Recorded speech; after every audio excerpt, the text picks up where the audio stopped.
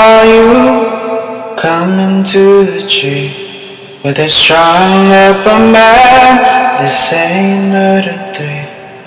Strange things that happen here. How stranger would it be if we met at midnight in the hanging tree? Welcome to Strange Things, broadcasting from the Raimundo Rios Mayo Library in Arkanasa. And welcome to the show. I'm your host, Chris James. Hopefully everything is working out okay. Tonight it is Saturday, May 6th, 2017. This is season number 2, episode 18. Tonight we're going to be talking about some strange sights throughout the world.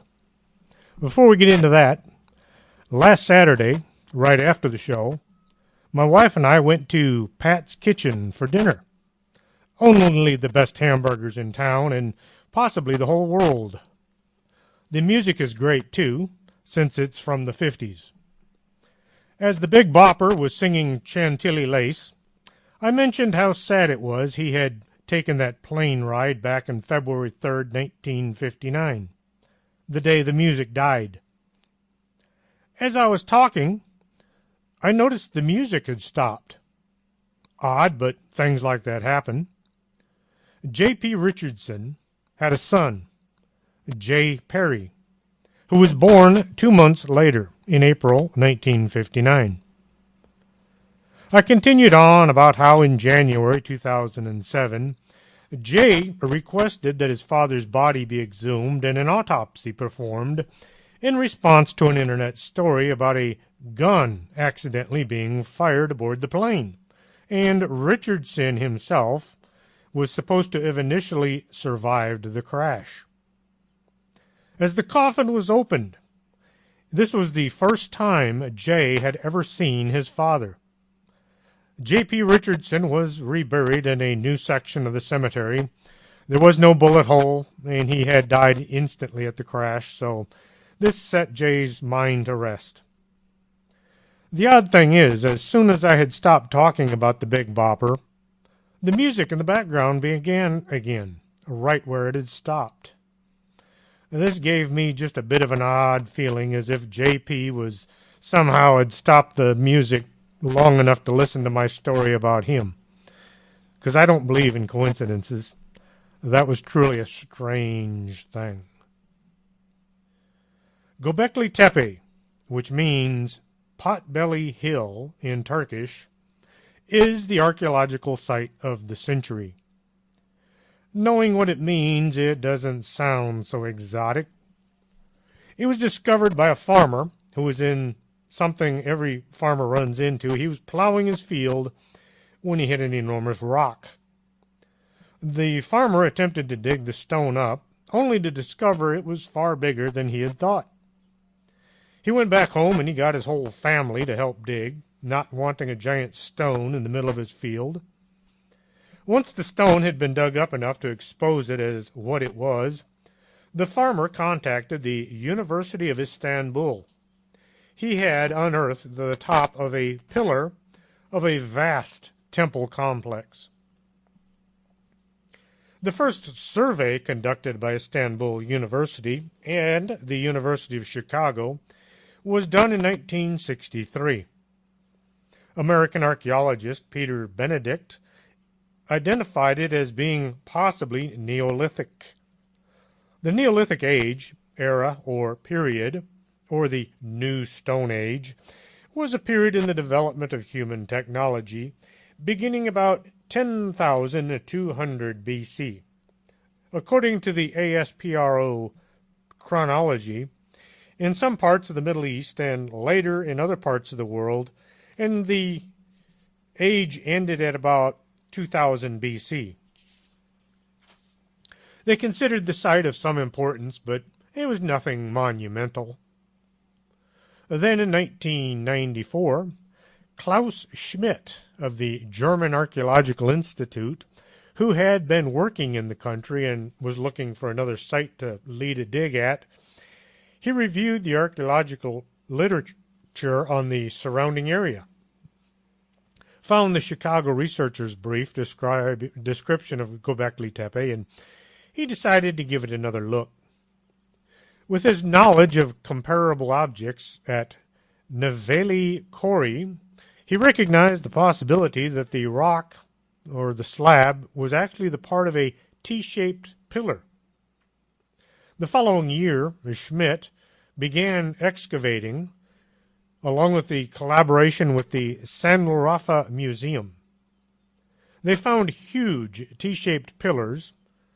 Some had apparently been subjected to an attempt or to smash, probably by other farmers who mistake them for larger rocks. The nearby Grukutep site, also Neolithic, was not excavated until the year 2000. The excavation has found over 200 T-shaped pillars, all part of an enormous temple complex. The complex was formed into 20 large circles, each about 40 feet across. On some of the pillars are depictions of animals. Most are easily recognized as common: sheep and deer, camels, lions, and cattle. Then there is what can only be described as a dinosaur. It shows a Stegosaurus. There's nothing else I can think of that the carving could depict. The creature has a rounded spine with large plates standing out along both sides of its back. Why did these folks carve a Stegosaurus inside their temple? When and where did they see this monster so they would know how to depict it? Had the workers at the temple back in 10,000 BC seen Stegosaurus roaming the plains? How else could they have known what the weird plates thrown in here and there? Or how else could they know what the beast looked like? A skeleton dug up would have shown just a pile of bones with weird plates thrown in here and there, not what the animal looked like standing on its feet, breathing. How did the artist know what a Stegosaurus looked like? Then there's the circumstances the temple was found in, or rather under. The complex had been initially buried, not by wind over time, but by people using tools. As long as the Göbekli Tepe complex is, it would have been a monumental task to shift so much dirt to completely cover all of those tall T-shaped pillars. You don't do so much work just to do it. There had to be some catastrophe coming, either foretold or mythical, that sent the people who worshipped at this site to wish to cover it in order to protect it, and perhaps someday come back and reclaim Göbekli Tepe. If you ever find yourself in Turkey and are in archaeology, if you're into archaeology, you can join one of the many tourist troops that visit the site each year. Carnac is a commune beside the Gulf of Morbihan on the south coast of Brittany in the Morbihan department in northwest France. That's kind of like saying which state it's in. In English, there is a neighborhood known as Carnac in northwest France, which has been part of the Britain at one time. See, Great Britain consisted of England, Wales, and Scotland, while Brittany was the area on both sides of the English Channel. After a few hundred years of war, France took control of the eastern part of Brittany, and Carnac is on the south side of that peninsula. And Carnac is famous as the site of more than 10,000 Neolithic standing stones, also known as menhirs. The stones were hewn from local rock and erected by the pre-Celtic people of Brittany, 4,500 years before Christ. These local farmers and herders were taking time out of their daily chores to heft huge stones into place. Local tradition claims that the reason they stand in such perfect straight lines is they were Roman legion turned to stone by Pope Cornelius. Had this been the case, the men of the Roman army were huge. Now, some of these stones are 13 feet tall, and They're arranged into 11 converging rows of menhirs stretching for 3,822 feet by 328 feet. Most scientists say these stones were set up as a means of predicting the seasons, summer and winter. The main stones are said to line up with the moon on the summer and winter solstice. If this is the case, why use such huge stones? It would have been just as effective to have used stones that 2 guys could move instead of needing 10 elephants and a backhoe. Also, the stones are in some rather hilly terrain. From above, they all look nice and orderly, but viewed from the ground, they're built on uneven terrain that doesn't look like the kind of place for good stargazing. We're going to take a brief pause right here and play a couple of commercials. Don't go away. We'll be right back after this. You're listening to Arkanasa Radio.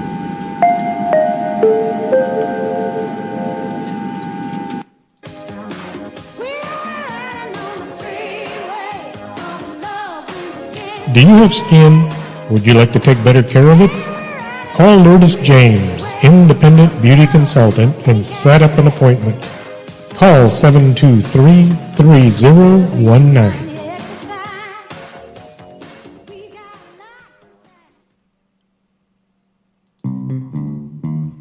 If your vision isn't what it used to be, and you're not sure you're seeing Bigfoot or just your neighbor mowing his lawn, stop on by Del Norte Optical, 107 Calle del Norte, just across the street from the Embassy Suites. You should be able to see what you're looking at.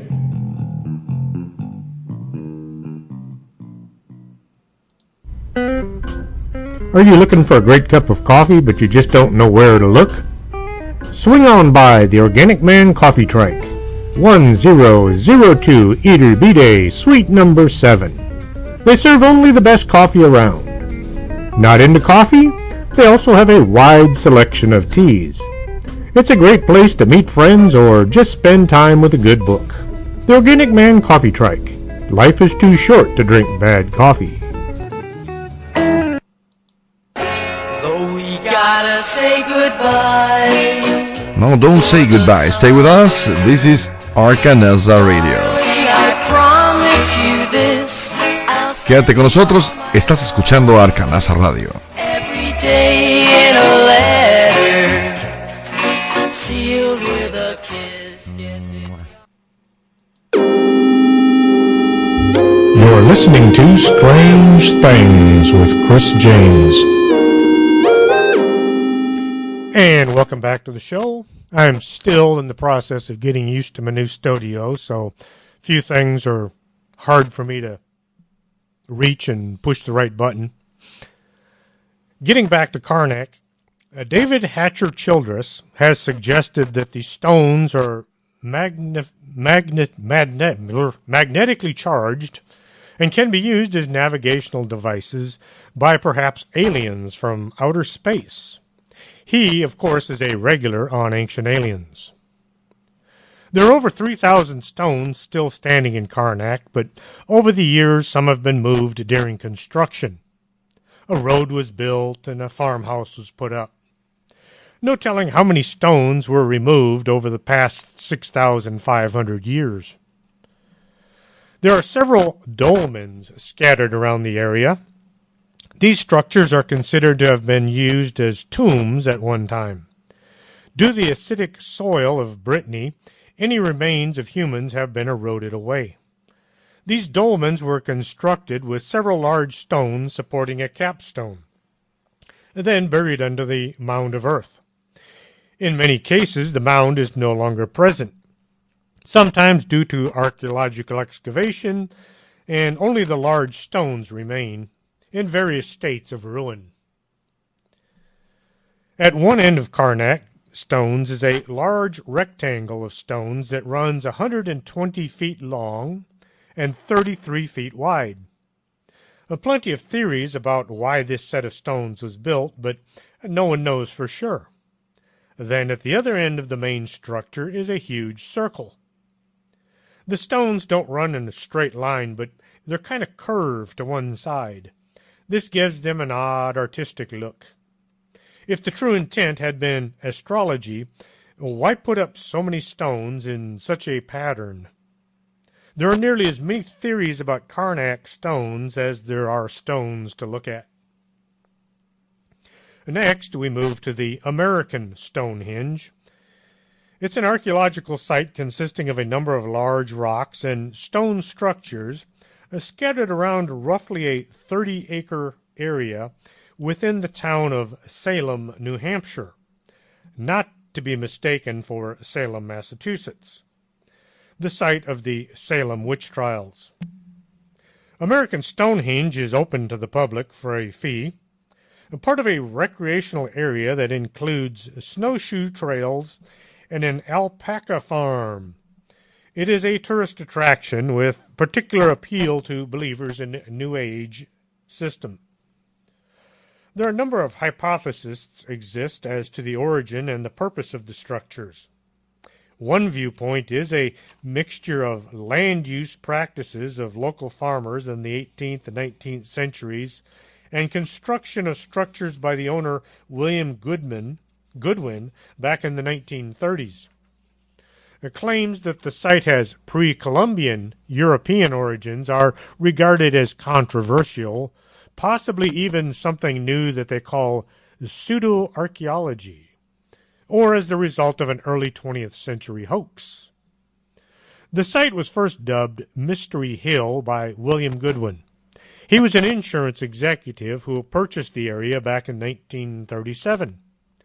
This was the official name of the site until 1982, when it was renamed America's Stonehenge, a term coined in a news article in the early 1960s.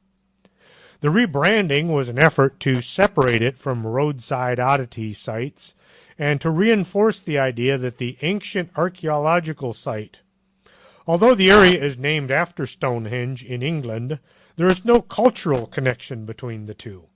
Well, that's what those people like to tell us. Like Stonehenge in England, America's Stonehenge was built by ancient people well versed in astronomy and stone construction.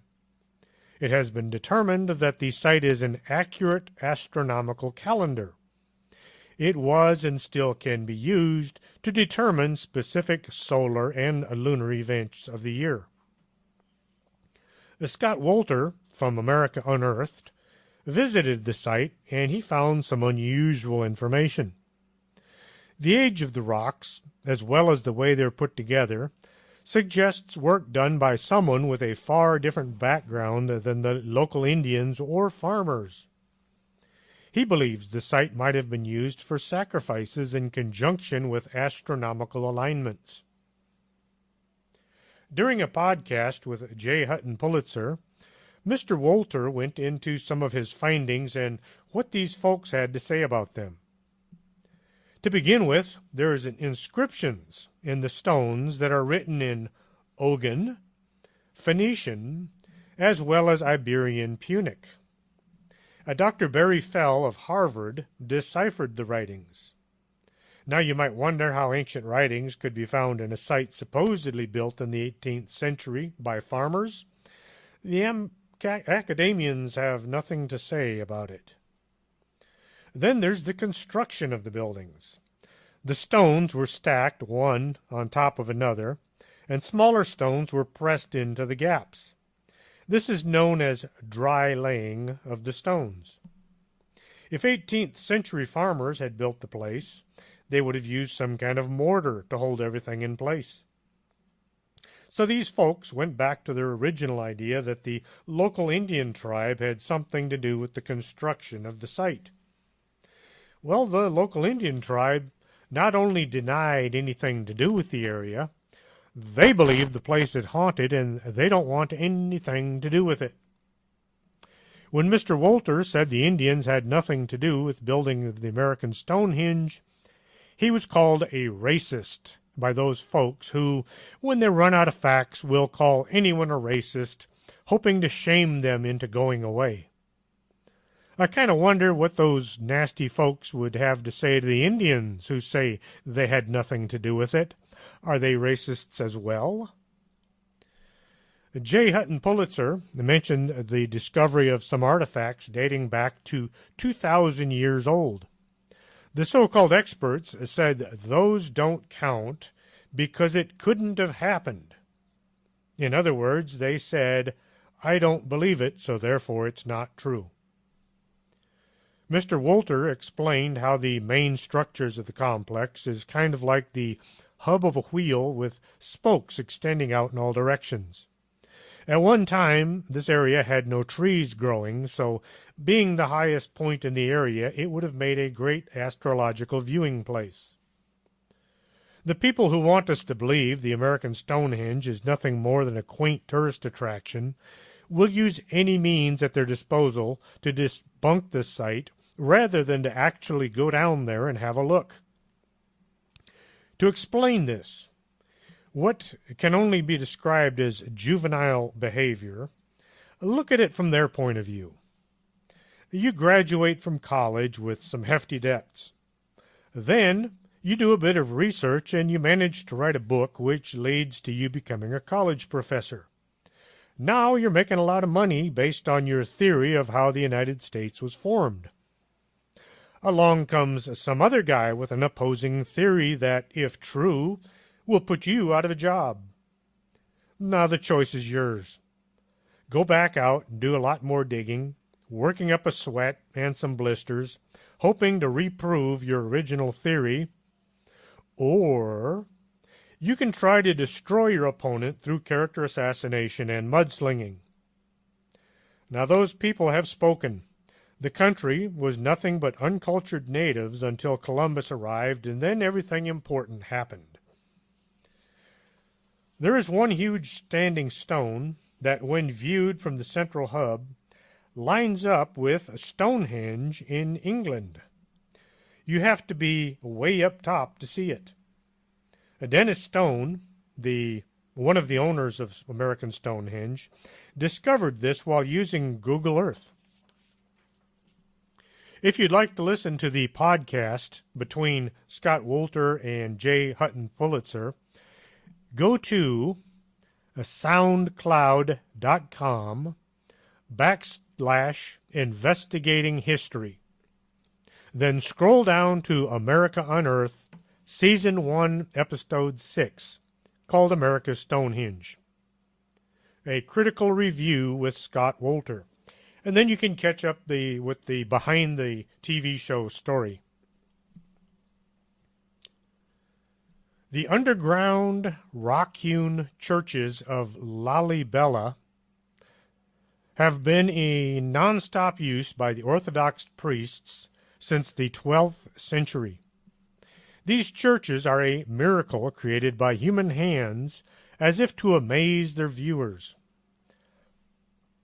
Lalibela is situated in an isolated area of the Lasta Mountain.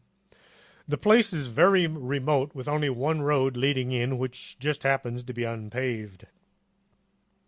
The most amazing thing about these churches is the way in which they are built.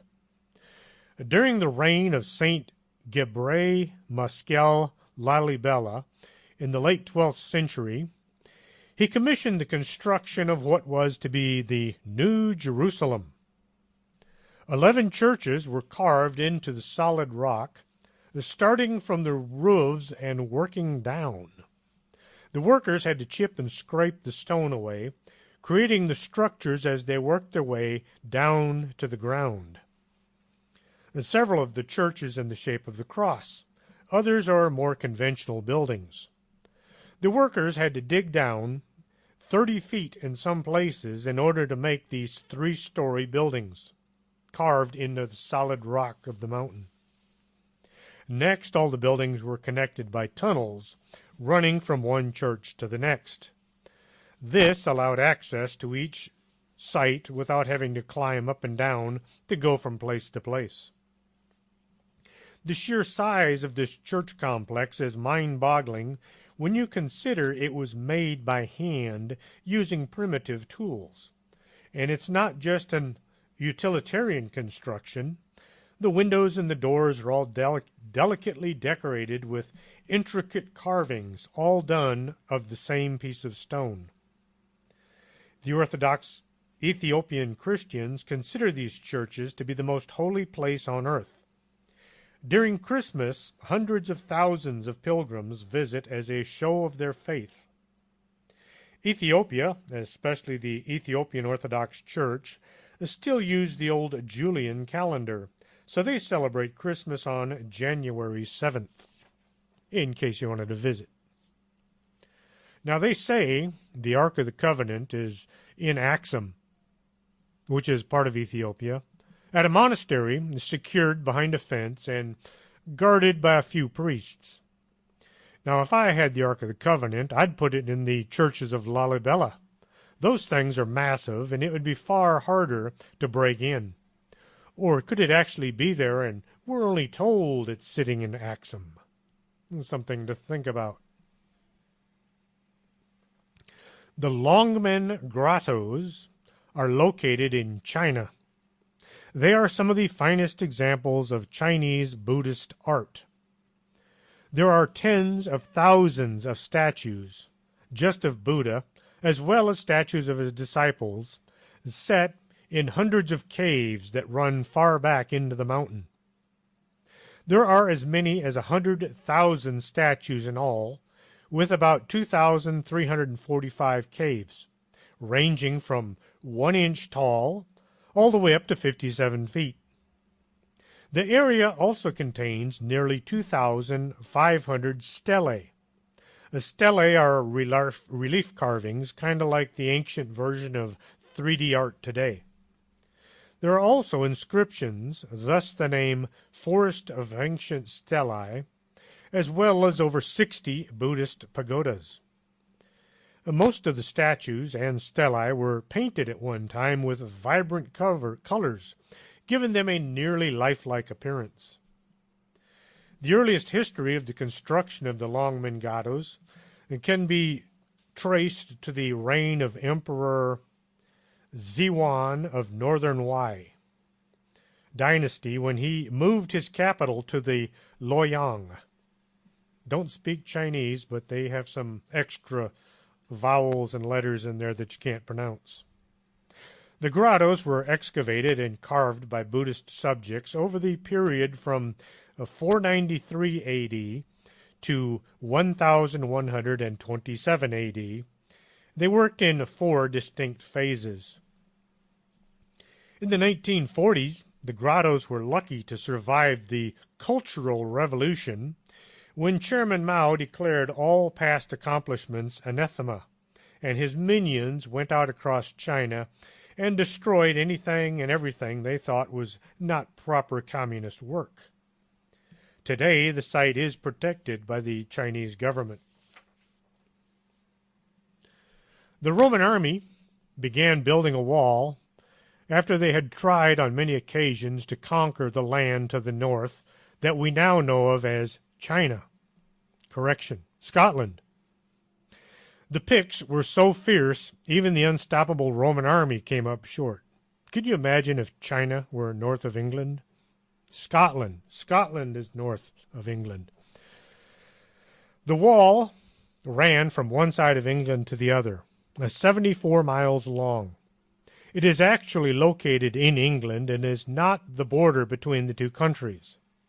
The wall is 1 kilometer from the actual border. If I haven't confused you by now, stay tuned. We'll be right back after these commercials, so don't go away. You're listening to Arkanasa Radio.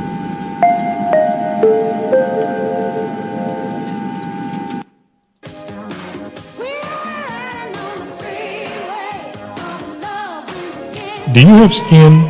Would you like to take better care of it? Call Lourdes James, independent beauty consultant, and set up an appointment. Call 723-3019.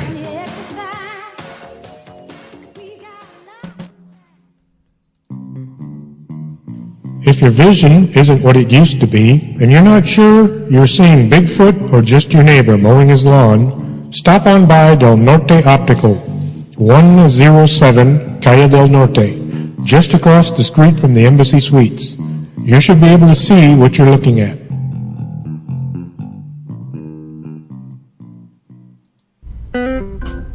Are you looking for a great cup of coffee but you just don't know where to look? Swing on by the Organic Man Coffee Trike, 1002 Eater B Day, Suite number 7. They serve only the best coffee around. Not into coffee? They also have a wide selection of teas. It's a great place to meet friends or just spend time with a good book. The Organic Man Coffee Trike. Life is too short to drink bad coffee. Though we gotta say goodbye. No, don't say goodbye. Stay with us. This is Arcanelza Radio. I promise you this. Quédate con nosotros. Estás escuchando Arcanelza Radio. Every day in a letter, sealed with a kiss. You're listening to Strange Things with Chris James. And welcome back to the show. We were just talking about Hadrian's Wall in the north part of England. Being the Roman army, they overbuilt the wall. Every so often, they erected a watchtower to keep an eye on those nasty folks to the north. One day, when somebody discovered that the watchtowers were located in the wrong locations, the entire wall was dismantled and then rebuilt. Whereas the entire Roman army consisted of men, the Picts had both men and women fighters. They would paint themselves with blue paint and then run into battle naked. There wasn't much the Roman army feared, but the Picts managed to become one of them. The fortifications were situated along the south side of the wall. If the Picts were to attack, the army could be alerted and moved to support the section of wall under assault. The Romans had sentries stationed along the wall. Should they spot trouble, they would wave a torch to let the next sentry know there was a message coming. Then the torch was obscured for a bit. The sentry would hold the torch aloft for a predetermined time. Not having invented the clock yet, they used a water jug with a stopper at the bottom. The stopper was pulled for as long as the torch was visible. When the torch vanished a second time, the plug was put back into the jug, and a float with pre-written messages on it would show at the top of the jar. It would say something like, "Send help," or "What's for dinner?" When the Roman army finally pulled out of England, the wall was partially dismantled and used to build houses. There's still a lot of the wall left to see today. Bagan, formerly Pagan, is an ancient city located in Mandalay region of Myanmar. From the 9th to the 13th century, the city was the capital of the Pagan kingdom, the first kingdom that unified the region that would later constitute modern Myanmar. During the kingdom's height between 11th and 13th century, over 10,000 Buddhist temples, pagodas, monasteries were constructed in the Bagan plains alone, of which the remains of over 2,200 temples and pagodas still survive. According to the Burmese history, Bagan was founded in the 2nd century A.D. and fortified in 849 A.D. by King Payanbaya, the 34th successor of the founder of early Bagan. It was among several competing Payu city-states until the late 10th century, when the Burman settlement grew in authority and grandeur. From 1044 to 1287, Bagan was the capital as well as the political, economic, and cultural nerve center of the Pagan Empire. Over the course of 250 years, Bagan's rulers and their wealthy subjects constructed over 10,000 religious monuments, more than 1,000 stupas, 10,000 small temples, and 3,000 monasteries, all in an area about 40 square miles in the Began Plains. The prosperous city grew in size and grandeur and became a cosmopolitan center for religion and secular studies. The city attracted monks and students from as far as India, Sri Lanka, and Khmer Empire.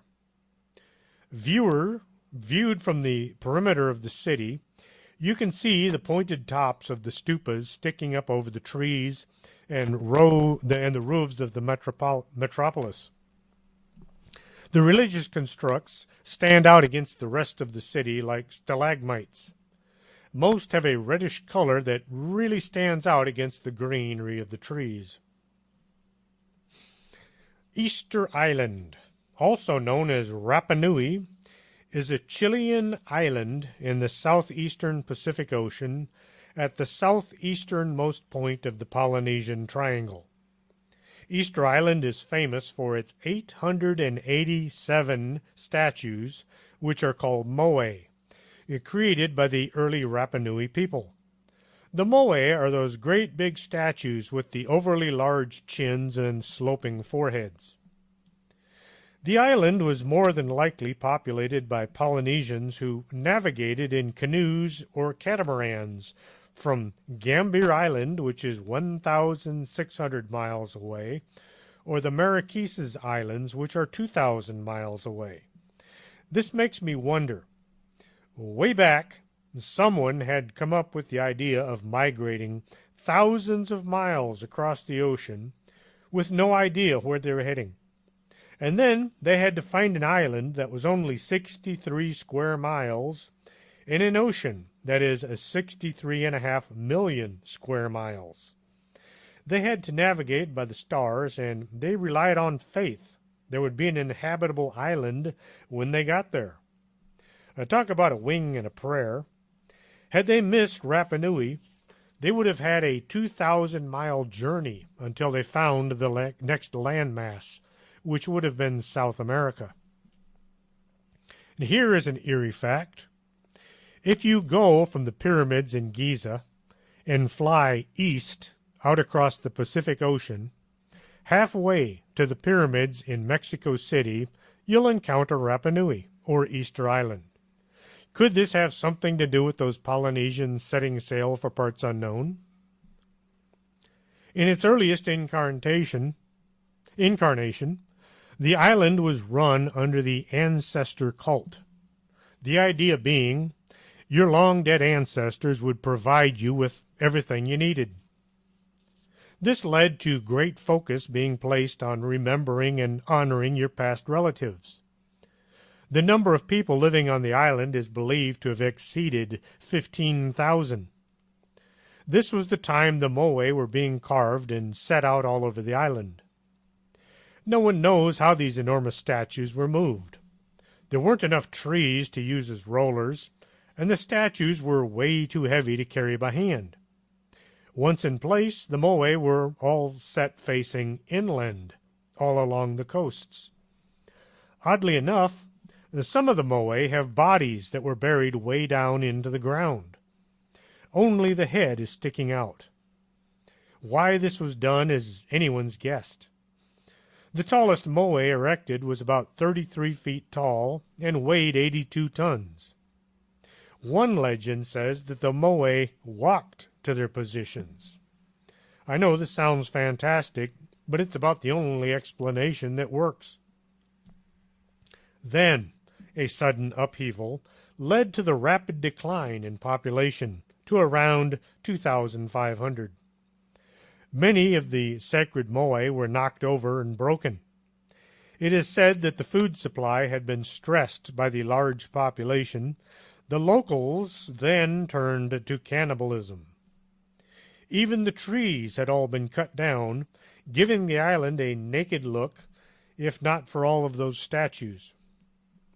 When things looked as if they couldn't get any worse, a new concept became prevalent. The cult of the birdmen became the new way of life. The cult of the birdmen is rather a unique idea. At the beginning of spring, all the men wishing to rule would take up residence on the cliff of the island overlooking the two small islands of Matu Itu and Matu Nui. The men would sit naked on the rocks next to the volcano and watch the small islands as birds would migrate in and go about building nests. When it looked as if the birds had laid their eggs, the men would dive into the shark-infested ocean and swim out as fast as they could to one or other of these two small islands. The swim was about a mile. Once on the island, the young men would grab an egg from one of the nests and place it carefully in their mouths. Then jump back into the ocean and dodge the sharks as they swam for home. Whoever was the first to come to shore with an intact egg would be proclaimed king for 1 year. Any rules or laws that he deemed proper would become the law of the land. But the king knew not to go about making life difficult for anyone else living on the island, because next year he would be under the thumb of someone who might want to get even. This led to some very careful, thought-out decisions. Wouldn't this be a neat way to choose our leaders today? It sure would make Congress look better, if nothing else, all sunburned and shark-bitten and extremely cautious. The name Easter Island was given by the island's first recorded European visitor, the Dutch explorer Jacob Roggeveen, who encountered it on Easter Sunday, April 5th, 1722, while he was searching for Davis Island, which he never found. Today, Rapa Nui is under the control and the protection of Chile. The early history of Teotihuacan is quite mysterious, and the origin of its founders is very uncertain. The best guess is around 300 BC, before Christ was born. People of the central and southeastern area of Mesoamerica, that's ancient America, began to gather into large settlements. This was both a means of protection and to share the wealth being food and skills. The Teotihuacan was the first and the largest, Teotihuacan was the largest urban center of Mesoamerica about 1,000 years before the Aztecs. The city was already in ruins when the Aztecs moved in and claimed the area for themselves. For many years, archaeologists believed Teotihuacan was built by the Toltecs. They based this idea on colonial texts such as the Florentine Codex, which attributed the site to the Toltecs. Well, it turns out the Nahuatl word Toltec generally means craftsman of the highest level, kind of like a master craftsman of today, and may not always have referred to the Toltec civilization centered at Tula, Hidalgo. Since Toltec civilization flourished centuries after Teotihuacan, the people could not have been the city's founders. Teotihuacan reached its zenith of production and power in 450 A.D., when it was the center of a powerful culture whose influence extended through much of Mesoamerican region. At its peak, the city covered nearly 19 square miles. The population was guesstimated at about 150,000 people, with some claiming it was as high as 250,000. This was all based on a number of living places, as well as the ready food supply. Various districts in the city were inhabited by people from across the Teotihuacan region of influence, which spread south as far as Guatemala. Notably absent from the city are any fortifications or military structures. The scholars had thought that invaders attacked the city in the 7th or 8th century, sacking and burning the place. This theory was based on archaeological digs that all focused on the temples and the lavish living quarters found throughout the site. The bigger buildings all drew the archaeologists like flies to honey. All the best relics would be found in these kinds of places. Once all the fancy structures had been sifted and gone through, and all the cool stuff was cataloged and examined, work began on the less fancy part of town. This led to revolutionary finding. The common houses were left in relatively good shape. No burning or destruction was found. This led to a new idea as to what had befell the temples and the mansions. It would appear that the invasion was in fact a more internal rebellion. Those doing all the work had turned on the higher class citizens and priests. Most of the destruction was centered along what is known as the Avenue of the Dead. The statues and the carvings along this roadway were badly broken, and the pieces had been scattered throughout the city. It sounds as if the common folks had finally said, I'm as mad as hell, and I'm not going to take this anymore! A burial chamber containing what may be the remains of a retainer or a soldier of the early ruler of Teotihuacan has been found within the Pyramid of the Moon, at the northeastern end of the Street of the Dead. The burial was discovered by Arizona State University archaeologist Saburo Sugiyama.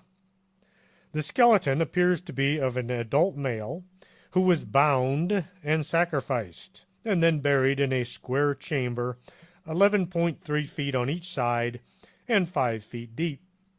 He was surrounded by more than 150 burial offerings, including obsidian and green stone figurines, obsidian blades and points, pyrite mirrors, conch and other shells, and the remains of 8 birds and 2 jaguar. The quality of the offerings, says Sugiyama, is exceptional, particularly in light of the more than 1,200 burials found at the site so far. We're going to take a break right here, play a couple commercials, and drink some coffee. We'll be right back, so don't go away.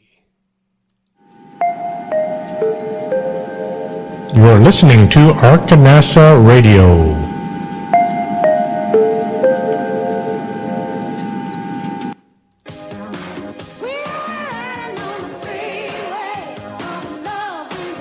Do you have skin? Would you like to take better care of it? Call Lourdes James, independent beauty consultant, and set up an appointment. Call 723-3019.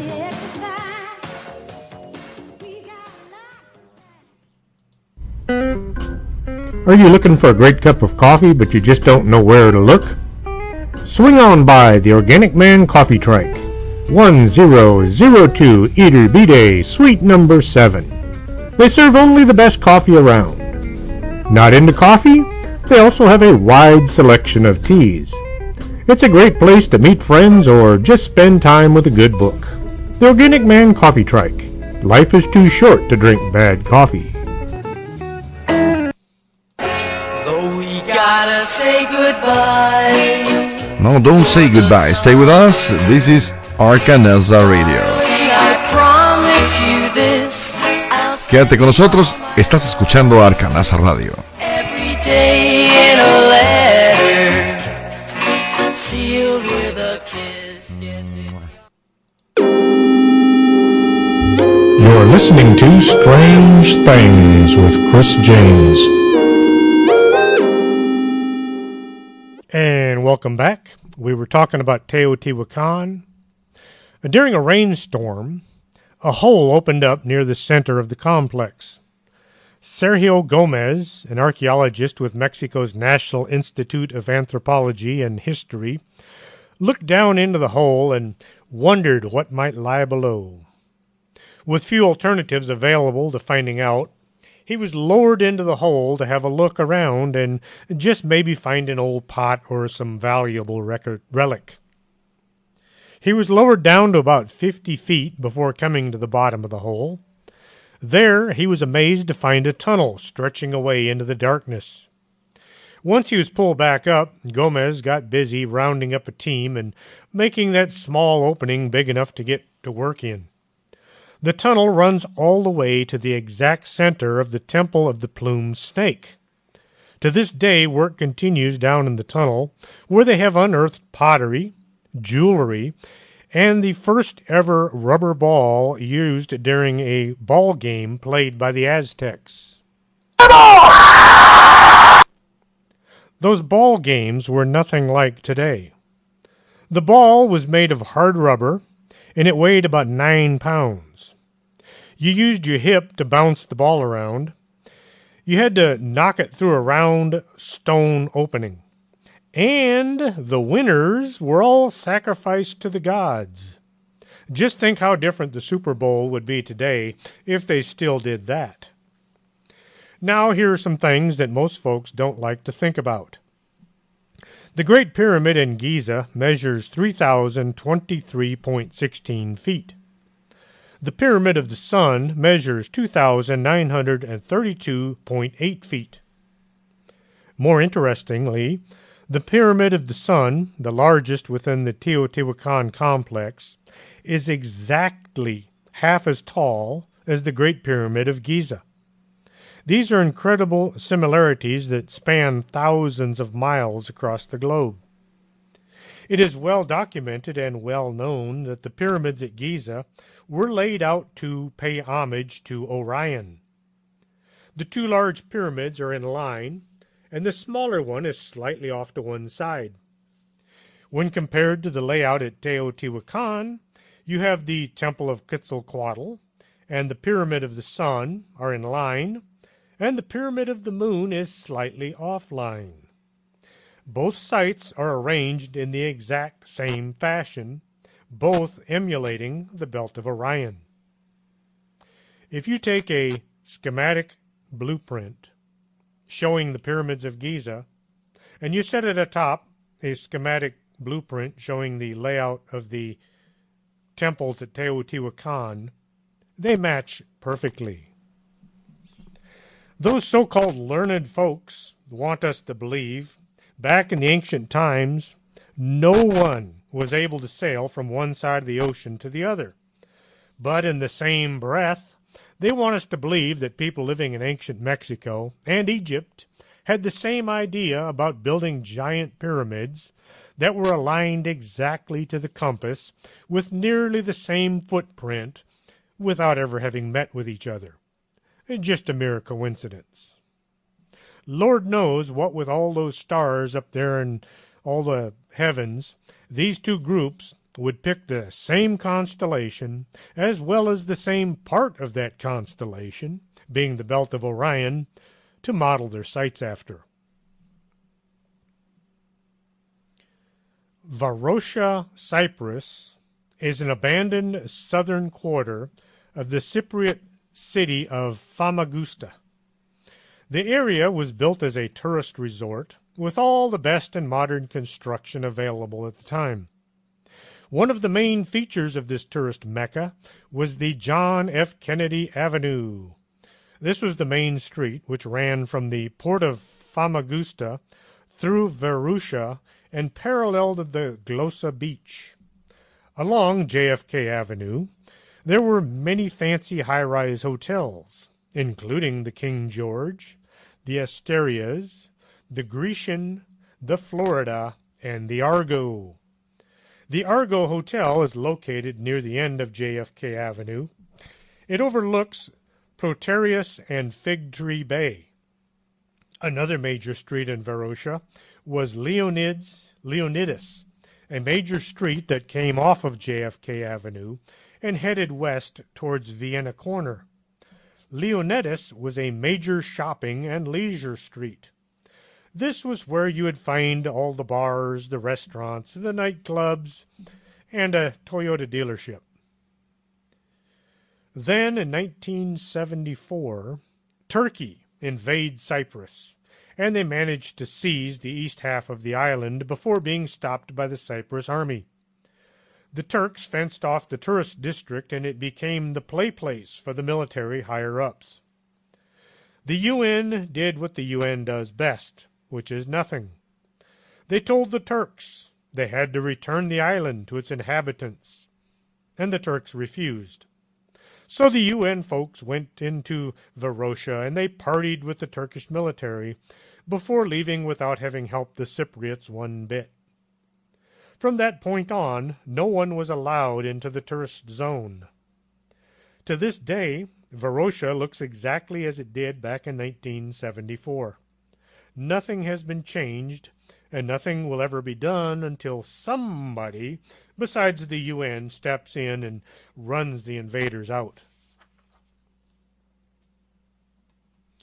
Way back, running up to World War II, building forts was all the rage. The Maginot Line was a huge complex of underground fortifications built between France and Germany to ward off any further invasions. The reinforced line was named after the French Minister of War, André Maginot, and built in the 1930s to deter invasion by Germany. Construction on the French side of its borders with Switzerland, Germany, and Luxembourg. The line was constructed using tons of concrete. Massive gun emplacements were placed at strategic locations to pound the German troops should they get so bold as to try again. Machine gun nests were mixed in to give support to the big guns. Everything was connected underground by tunnels and electric rail cars.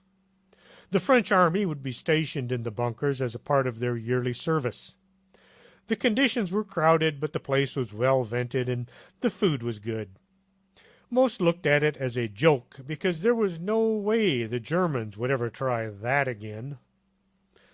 The line did not extend to the English Channel because the French military did not want to offend neutral Belgium. And so the Germans just drove around the end of the wall and they invaded anyway. Well, the British freaked out when this happened and they started building some forts to protect the Thames and the Mersey estuaries to keep those nasty krauts out of England. Not on land, but out in the water. These forts were constructed on land and then hauled out into their positions. The bottom of the fort was filled with water, so the massive structure was firmly planted on the bottom of the waterways. The army forts were made from poured concrete and reinforced with steel plates. Once the forts were in place, they looked like something out of a science fiction movie, kind of like War of the Worlds. There were 7 towers in each group, sticking up out of the water on long legs with either deck guns or machine guns bristling from the tops. The 7 towers were all connected by catwalks so troops could move from one tower to the next. There were 3 of these Army sea forts. If you go to my Facebook page, Strange Things with Chris James, you'll see a photograph of some of these Army forts out in the water, and they do look like something out of War of the Worlds.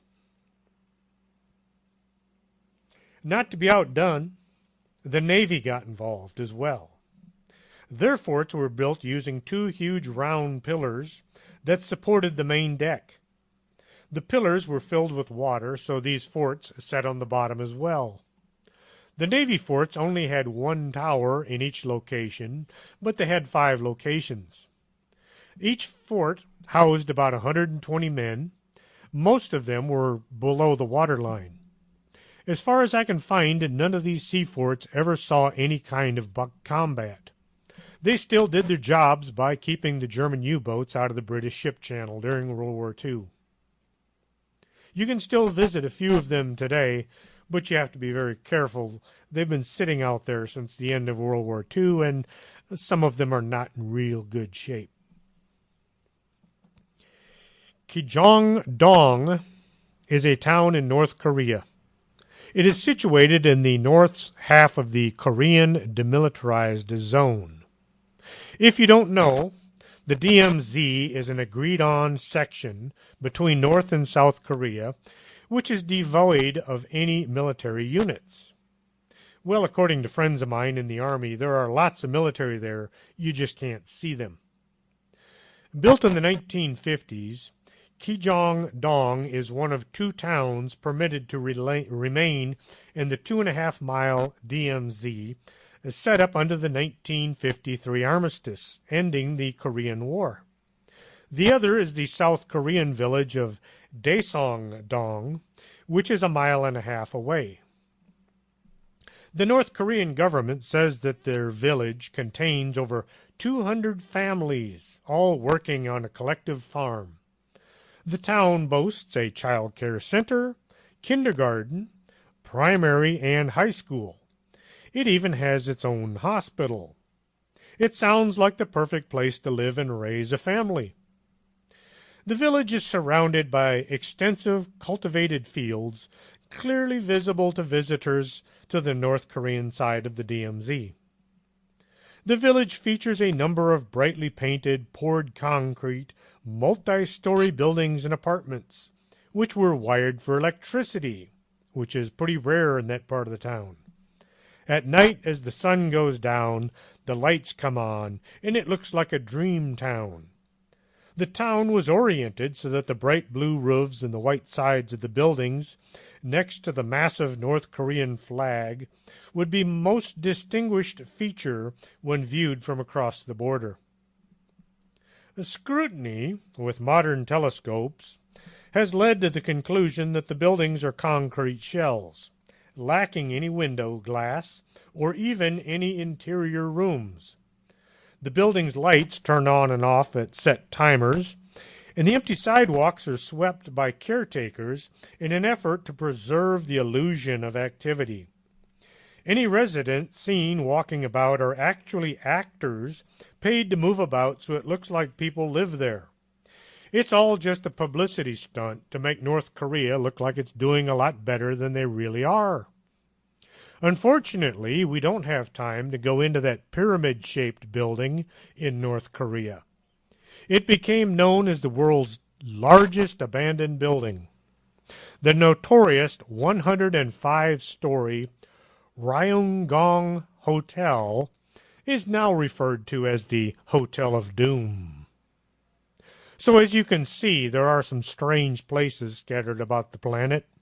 This is by far not all of the strange sights, only the tip of the iceberg, as it were. I hope you found tonight's show entertaining and informative. Next Saturday, we'll be talking to Jeff Crypto Hulk Stewart once more and get a lowdown on some of his latest adventures. So until next time, this is Chris James. Are you coming to the tree with a strong upper man, the same murder 3?